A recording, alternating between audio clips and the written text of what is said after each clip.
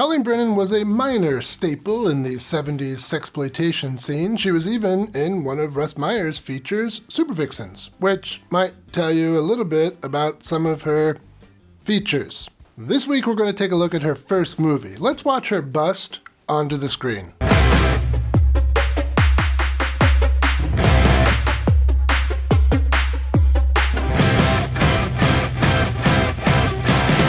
Welcome to Exploitation Reviews, and me, Rob, and today I'm taking a look at The Dirty Mind of Young Sally from 1973. This is a sexploitation comedy about a pirate radio station. It's not exactly pump up the volume, but there is some pumping in this movie. The Dirty Mind of Young Sally comes to us from the very dirty mind of director Bethel Buckalew.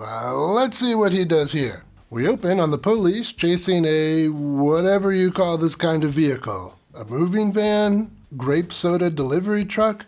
I don't know. It gives the police the slip, and we're into the credits. There she is, Colleen Brennan, here under her oft-used pseudonym Sharon Kelly. Written, produced, and directed by Buckalew. That would be Bethel Buckalew, the guy responsible for all of those hicksploitation softcore romps in the 70s. Like the Pig Keeper's Daughter that I talked about some time ago. In the van is Sally and a microphone. Her partner here is George Buckflower. We last saw him on this channel together with Colleen Brennan in the Hollywood casting couch comedy Alice Goodbody.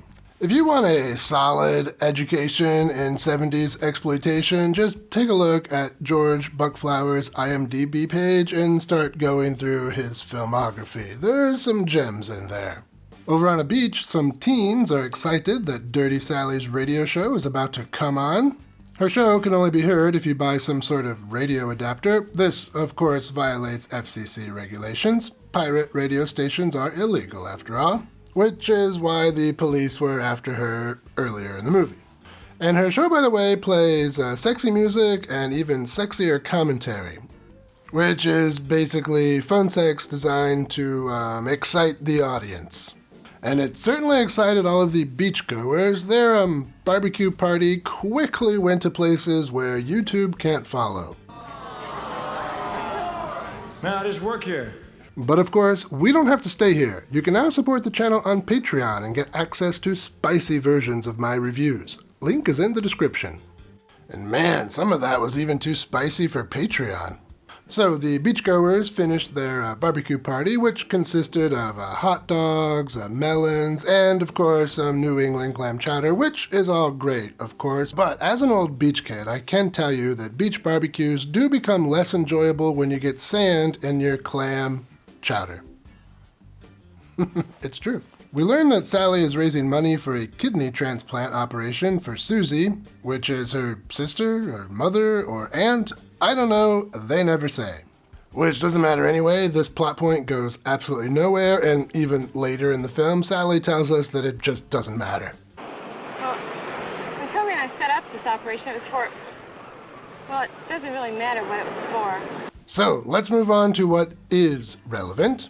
Another radio show where Sally gets completely nude and talks her listeners into a frenzy. One of the listeners includes a man playing the bongos, and then there's this hippie playing a drum of some sort. At some point, old George Buckflower will confess his love for Sally, and then we are treated to a magnificent vision of his dad bod. They record their session for use on the show. And the session ends with a rather nice, visual metaphor. Or maybe it was a reference to the Bible. Let's take a look at the good book. And Onan knew that the seed should not be his, and it came to pass, when he went in unto his brother's wife, that he spilled it on the ground.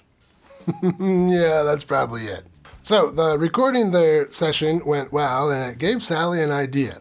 She asked her listeners to write her a steamy letter. The steamiest writer will get to, be with Sally on the air. While all of this has been going on, the cops have been trying to find Sally. The cop scenes are played mostly for laughs, but mostly fail to be funny, which is why I have mostly ignored them. So, what do you think? Will George get jealous? Will the cops zero in on Sally's location? Well, that's enough out of me as far as plot goes. Let's talk some highlights. I like Colleen Brennan. She's got this lovely, innocent look to her and some truly spectacular apples. They're not apples, but they're round. It is interesting to see her here in her debut. Her performance is a little rough around the edges, but I doubt you'll care. The edges might be rough, but the middle is quite smooth. And of course, George Buckflower is always fun to watch. The guy's got a cool voice and the aforementioned killer dad bod. Some of the side characters look pretty good too, and the film is occasionally funny.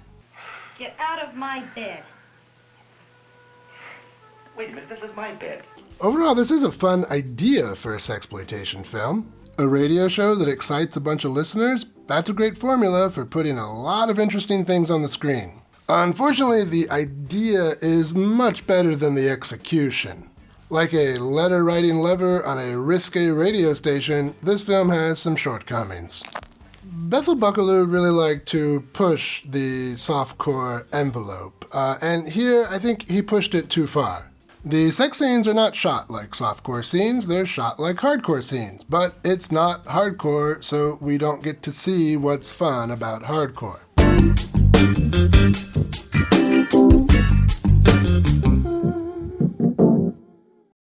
But we do get to see what's not fun about hardcore, the pasty, grinding backs of out-of-shape men. No thank you. What makes softcore cool is the camera is forced to stay focused on what it can show, and what it can show can be beautiful. And there is, of course, some beautiful stuff here too, but not nearly enough. Instead, what we get are way too many boring and not in any way beautiful shots of shirtless, sweaty men getting in the way of what I really want to see. All those girls.